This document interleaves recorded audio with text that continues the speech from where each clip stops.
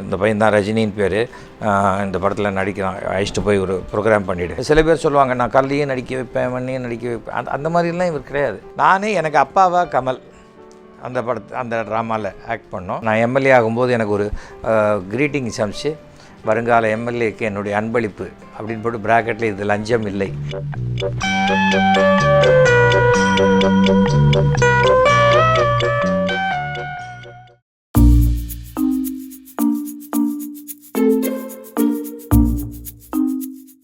Doctor பாலச்சந்தரை நான் 65வது ஆண்டுகள்லேருந்து எனக்கு பழக்கம். அதற்கு அப்போது அவர் ராகினி ரிக்ரியேஷன்ஸ்கிற நாடக குழுவில் அவருடைய நாடகங்கள் தான் போட்டுட்டு இருந்தாங்க. அப்போது திரு ஸ்ரீகாந்த் அவர்கள் எங்கள் வீட்டில் ஸ்டே பண்ணிகிட்டு இருந்தார். அப்போது ஸ்ரீகாந்த் எங்கள் சித்தப்பாவுடைய நல்ல ஃப்ரெண்டு, எங்கள் அப்பாவுக்கு ஃப்ரெண்டு. எங்கள் அப்பா அம்மா அப்போது இலங்கையில் இருந்ததுனால சித்தப்பா நானும் பாட்டி மட்டும்தான் இருந்தேன். அதனால் ஸ்ரீகாந்த் இங்கே ஸ்டே பண்ணிகிட்டு இருந்தார். ஸ்ரீகாந்த் அவருடைய நாடகங்கள்லாம் நடிச்சுக்கிட்டு இருந்த காரணத்தினால நான் அவரோட ஸ்கூல்லேருந்து இங்கே வீட்டுக்கு வந்துட்டு அவரோட சாயங்கால நேரத்தில் ட்ராமாவுக்கு போயிடுவேன். ட்ராமாவுக்கு போகும்போது அப்போது சாயங்காலம் ஒரு 5:30 மணிக்கு போகும்போது பார்த்தா அப்போது டைரக்டர் அங்கே இருப்பார். அவர் அங்கே இருந்துக்கிட்டு அங்கே கட்டம்லாம் போட்டு வச்சுட்டு, இங்கே இந்த சீனுக்கு இந்த ப்ராப்பர்ட்டி வரணும், யார் பண்ணணும், நேற்றுக்கு சரியாக பண்ணலையா, அதை கொஞ்சம் மாற்றி பண்ணணும் இந்த தடவை அப்படிங்கிற எல்லாத்தையும் பண்ணிகிட்டே இருப்பார். அதாவது அந்த அப்போலேருந்து அதன் பிறகு நாடகம் ஆரம்பிக்கும்போது நான் இசையமைப்பாளர் வி. குமார் தான் அங்கே ஆர்கெஸ்ட்ரா வாசித்தார். அவர் பக்கத்தில் உட்காந்துட்டு ட்ராமாவை பார்த்துட்டு திருப்பி ஸ்ரீகாந்தோடு வந்துடுவேன். சில சமயம் நாடகத்தை உள்ளேருந்து பார்ப்பேன்.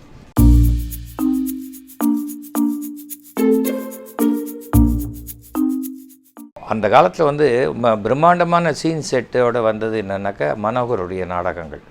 அந்த மனோகர் நாடகங்களுக்கு இணையாக சமூக நாடகங்களுக்கு மிகப்பெரிய ஒரு சினிமா செட்டு மாதிரி போட்டு நாடகம் போட்டது டைரக்டர் கே. பாலச்சந்தர் ராகினி ரிக்ரியேஷன்ஸ்ங்கிறது மிகப்பெரிய பேர் உண்டு.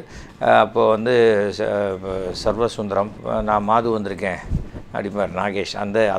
அந்த ட்ராமாவை பொறுத்த வரைக்கும் பார்த்திங்கன்னு சொன்னாக்க டிஃப்ரெண்ட்டான ஒரு மாடி கீழே இருமல் தாத்தாங்கிற ஒரு கேரக்டர், நவகிரகத்துக்கு வேறு இடத்துலேருந்து வர மாதிரி, லைட் அண்ட் மைக் எங்கே இருக்குதுன்னு தெரியாத மாதிரி மறைத்து வைத்து அதை நல்ல வித்தியாசமான விஷயங்கள் எல்லாமே மேடையில் அவர் செய்திருக்கிறார். அதெல்லாம் ரொம்ப பெருமை போட்டும் விஷயங்கள்.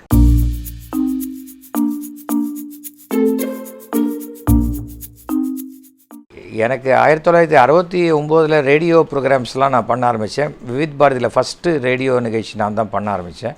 அப்போலேருந்து அவருடைய படங்களுக்கு நான் தான் விளம்பரங்கள் செய்கிறதில் இருப்பேன். நான் கண்டினியூஸாக 4 வருஷம் ரேடியோ ப்ரோக்ராம் ப்ரொடியூசர் அவார்டு வாங்கினேன். அதில் ரெண்டு படம் ஒன்று பாலச்சந்தர் அவர்களுடைய அபூர்வ ராகங்கள், இன்னொன்று தப்புத்தாளங்கள். ரெண்டுத்துக்கும் நான் ஆல் இண்டியா அவார்டு வாங்கினேன். அதே போல் ஒரு கன்னட படம், ஒரு தெலுங்கு படம்லாம் வாங்கினேன். இருந்தாலும் அவர் டிஸ்கஸ் பண்ணுவார். ரேடியோ ப்ரோக்ராம் தானே பண்ணிட்டு இருக்க மாட்டேன், என்ன பண்ண போகிறேன் அப்படிம்பார். ஷூட்டிங் போனாக்க லோகோ ஒரு நிமிஷம் இது அப்படின்ட்டு ஷூட்டிங்கை ஸ்டாப் பண்ணிட்டு தோளில் கை பண்ணு ஓரமாக கூட்டு போய் நம்மளோட டிஸ்கஸ் பண்ணிவிட்டு வருவார். இப்போ இந்த பையன் தான் ரஜினின்னு பேர், இந்த படத்தில் நடிக்கிறான், அழைச்சிட்டு போய் ஒரு ப்ரோக்ராம் பண்ணிவிடு அப்படின்னாரு.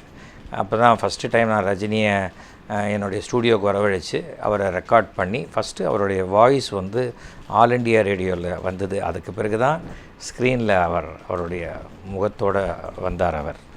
அதனால் என்ன டெக்னீஷியனுங்கிற மிகப்பெரிய மரியாதையை கொடுப்பார். நினைத்தாலே இன்றைக்கும்ல ஒரே ஒரு சீன் ஆக்ட் பண்ணேன். அது ஒரு சவுண்ட் இன்ஜினியராகவே என்னுடைய ஸ்டூடியோவிலேயே எடுத்தார். நம்ம ஊர் புத்தியை காட்டுற பார்த்தியா அப்படிம்பேன். ரஜினி எனக்கு ஒரு லஞ்சம் கொடுக்க வருவார். அப்போது சொல்லுவேன், அது ஒரே ஒரு வசனம் தான் அந்த படத்தில்.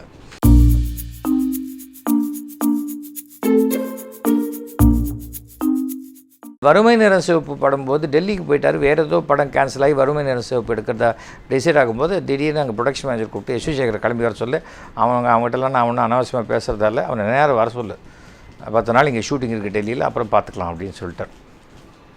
அப்புறம் இமீடியட்டாக நான் கமலை போய் கேட்டேன், என்ன கமல் நான் கூப்பிட்றாரு நடிக்கிறதுக்குன்னு. உங்களை நம்பியாக கூப்பிட்றாரு, அவரை நம்பி படம் எடுக்கிறாரு, ஒரு முடியை கட்டி மலையை எழுங்க, வந்தால் மலை போனால் ஒரு முடியே போச்சுட்டு உங்கள் வேலையை பார்க்க போங்க அப்படின்னார் அவர். சரி கமல்லாம் கூட இருக்கிறாங்க ஒரு தைரியத்தில் அந்த வறுமை நிறம் சிவப்பு படம் பண்ணினேன்.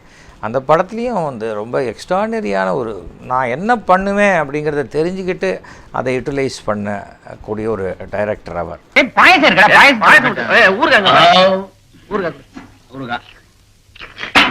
யாராக இருந்தாலுமே எந்த ஒரு நடிகராக இருந்தாலுமே சில பேர் சொல்லுவாங்க நான் கல்லையும் நடிக்க வைப்பேன் மண்ணையும் நடிக்க வைப்பேன். அந்த மாதிரிலாம் இவர் கிடையாது.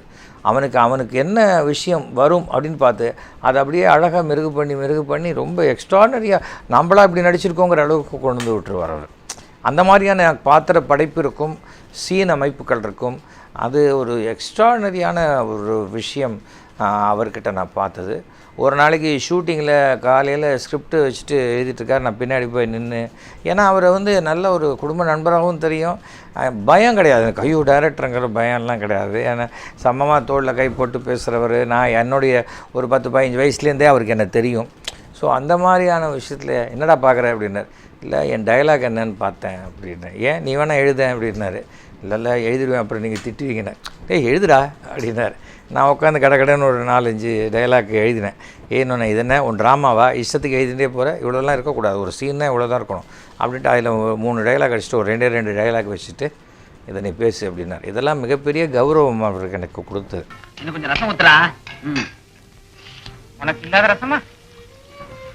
அவரோட நான் வந்து நிறையா படங்கள் பண்ணேன், அதெல்லாம் இல்லை. ஒரு நல்ல மனிதரோடு பழகக்கூடிய வாய்ப்பு தொடர்ந்து கிடச்சிது. நான் அவரோட படம் அந்த 2 படம் தான் பண்ணியிருக்கேன். ஆனால் நான் எம்எல்ஏ ஆகும்போது எனக்கு ஒரு க்ரீட்டிங்ஸ் அனுப்பிச்சு வருங்கால எம்எல்ஏக்கு என்னுடைய அன்பளிப்பு அப்படின்னு போட்டு ப்ராக்கெட்டில் இது லஞ்சம் இல்லை அப்படின்னு போட்டு அனுப்பிச்சார்.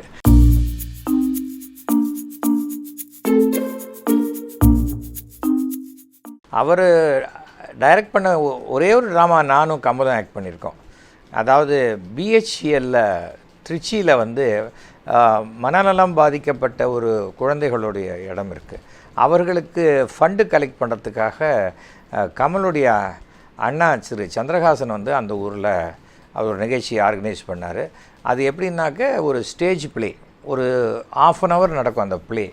அந்த 1/2 அன் ஹவர் ப்ளேயில் ஃபஸ்ட்டு ஸ்டேஜில் லைட் இருக்கும். ஐயோ என்ன கரண்ட்டு போச்சே அப்படின்ட்டு கேட்கும். கரண்ட் போச்சுன்னா டார்க்காக இருட்டாயிடும். அப்போ இவர் வாய்ஸ் வரும், இனிமேல் இந்த கதை இந்த இருட்டில் தான் நடக்க போகுது. ஆனால் இந்த இருட்டில் நடக்கிறது நீங்கள் பார்க்க முடியாதுங்கிறதுக்காக உங்களுக்காக நாங்கள் லைட்டை போடுறோம். ஆனால் நாடகத்தில் நடிக்கிறவங்க இருட்டாக இருந்தால் எப்படி நடிப்பாங்களோ அப்படி தான் நடிக்க போகிறாங்க, நாடகத்தை பாருங்கள் அப்படின்னு ஸ்டேஜ் லைட்டு வரும். என்னப்பா எங்கே என்ன இவ்வளோ இருட்டாக இருக்கே அப்படின்ட்டு எல்லாமே நாங்கள் இருட்டில் நடிக்கிற மாதிரி நடிப்போம். இது ஒரு தடவை பர்ஃபார்ம் பண்ணி மிகப்பெரிய கமல் நானே எனக்கு அப்பாவா கமல் அந்த படத்தை அந்த ட்ராமாவில் ஆக்ட் பண்ணோம். அதன் பிறகு இன்னொரு விஷயம் வந்து ஏதோ ஒரு ஸ்டார் நைட் ஷோக்காகவோ இல்லை ஒரு அவார்டு ஃபங்க்ஷனுக்காகவோ கமல் வந்து ஒரு பஸ்ஸில் ட்ராவல் பண்ணும் பொழுது என்னென்ன நடக்குதுன்னு தனியாக கமல் மட்டும் பர்ஃபார்ம் பண்ணுற மாதிரி நான் வந்து அதுக்கு வந்து சவுண்ட் எஃபெக்ட்ஸ் பண்ணியிருப்பேன். ஏறுப்பா ஏறு, பின்னாடியே ஏறு ஏறு ஏறு, முன்னாடி போ அப்படிங்கிற சவுண்டெல்லாம் வந்துக்கிட்டு இருக்கும். பஸ்ஸு வரும், டிரைவர் கியர் மாற்றுற சவுண்டு வரும், ட்ராவல் பண்ணுறது வரும், யார் இடிக்கிறது அப்படின்ற இன்னொருத்த குரல், இது எத்தனையும் வரும். அதுக்கு நடுவில் கமல் அந்தந்த வாய்ஸ்க்கு ஏற்ற மாதிரி பெர்ஃபார்ம் பண்ணுற மாதிரி இப்படியே நின்றுட்டு பஸ்ஸில் போகிற மாதிரி அது ஒன்று பண்ணோம். அது 2 தான் இவருடைய இயக்கத்தில் நான் ஸ்டேஜுக்காக பண்ணப்பட்ட ஒரு விஷயம். பட் என்ன ஒரு மிகப்பெரிய ஒரு டெக்னீஷியனாக அவர் அங்கீகாரம் செய்தார். ஒரு ஸ்டேஜ் வரைக்கும் என்னை விட எங்கள் கம்பெனியை விட காஸ்ட் குறைச்சலாக நிறைய பேர் அந்த ப்ரோக்ராம்ஸ்லாம் பண்ணுறேன், நம்ம இல்லை அவன் தான் பண்ணணும் அப்படின்னு சொன்னார். அவர் நம்மளுடைய இன்டெலிஜென்ஸ் மேலே ஒரு மதிப்பும் மரியாதையும் வைத்திருந்தார்.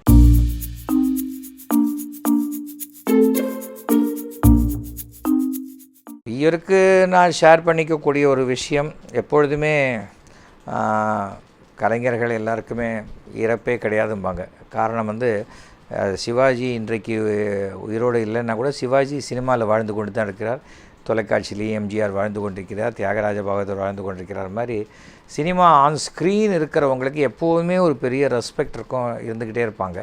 ஆனால் பிஹைண்ட் த ஸ்க்ரீன் இருந்து இப்படிப்பட்டு நடிகர்களை மிக பிரபலங்களாக ஆக்கக்கூடியவர்கள் சில சமயம் அடையாளம் தெரியாமல் போயிடுவாங்க. ஆனால் டைரக்டர் கே பாலச்சந்தர் அவர்கள் மறைந்த பிறகு அவருக்கு இந்த தமிழ் திரைப்பட உலகம் ஒரு மாபெரும் மரியாதையை கொடுத்து அவரை வழி அனுப்பி வைத்திருக்கிறது என்பது ஒரு உண்மையான ஒரு விஷயம். அவரோட பழகினவங்க, அவருக்கு தெரிஞ்சவங்கிறத தாண்டி அவரை இதுவரைக்கும் சந்திக்காதவங்க, திரைப்படத்தின் மூலமே அவருடைய ஆளுமையை ரசித்தவர்கள் எல்லாருமே வந்து அந்த இறுதி அஞ்சலி செலுத்தியது மிக ஒரு நிகழ வைத்த சம்பவம். அதை தவிர ரசிகர்கள், ஏன்னா அவர் மிடில் இன்கம் குரூப் கதைகளை தான் ரொம்ப எடுத்தார். அதனால் அவருடைய கதையில் வர பாத்திரங்கள் ஒவ்வொன்றும் சொசைட்டியில் லிவிங் கேரக்டர்ஸ். அப்படிப்பட்ட கேரக்டர்ஸ் எல்லாருமே தன்னுடைய ஃபேமிலியிலேருந்து யாரோ ஒருத்தர் மிஸ் ஆகிட்ட மாதிரி ஒரு ஃபீல் பண்ணார். என்னுடைய அப்பா இறந்த பொழுது அப்போ வந்து சொன்னார், ஒன்றும் என்ன பண்ண முடியும் சொல்லு, நாங்கள்லாம் இருக்கோம் அப்படின்ட்டு போனார். பட் இப்போ வந்து அது மாதிரி எங்கே யார் சொல்ல போகிறாங்க. ஸோ என்னுடைய குடும்பத்திலும் ஒருத்தர் மறைந்த ஒரு உணவு தான். He lived is full life.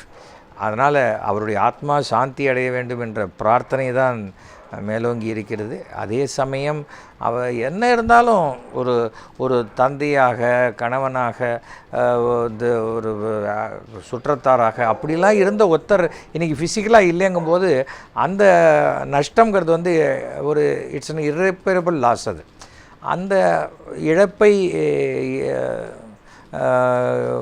அந்த அடைந்திருக்கும் அந்த குடும்பத்தாருக்கு என்னுடைய ஆழ்ந்த அனுதாபங்களை தெரிவித்துக் கொள்கிறோம். அவங்களுக்கு என்ன ஒரு மாரல் சப்போர்ட்டாக இருக்கிறதுக்கு நாங்கள்லாம் கண்டிப்பாக நான் இருக்கேன்னு சொல்லிட்டு தான் வந்திருக்கேன். அதை கண்டிப்பாக அதை செய்வோம்.